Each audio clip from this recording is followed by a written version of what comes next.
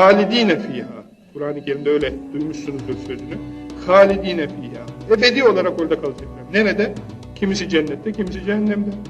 İman bu felaketten insanı kurtarıyor. O halde imandan büyük nimet, devlet, saadet olmaz.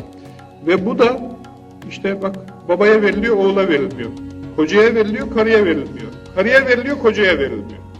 Neden? Çok esrarı var bu işin de. Kısaca söylemek gerekirse Allah-u Teala Hazretleri kullarına zulmetmiyor.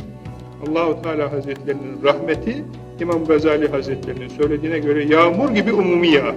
Ama tencereyi ters çevirirsen Nisan yağmuru tencerenin içine girer mi? Ters çevir. Yağmur istediği kadar yağsın tencerenin dibine çarpar, kenarından akar gider. Tencerenin içi boş kalır. Kabı ters. Allah'ın rahmeti yağıyor ama kabı ters. Kabı çevirirsen o bereketli Nisan yağmuru içine şıpır şıpır şıpır şıpır şıpır şıpır. Rahmet dolar oraya. Ondan sonra iç.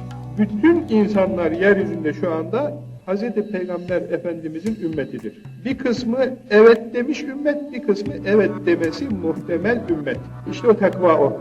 Geri durabilme kabiliyeti. Yani günahlar nedir hocam? Bunun öğrenmesi zor.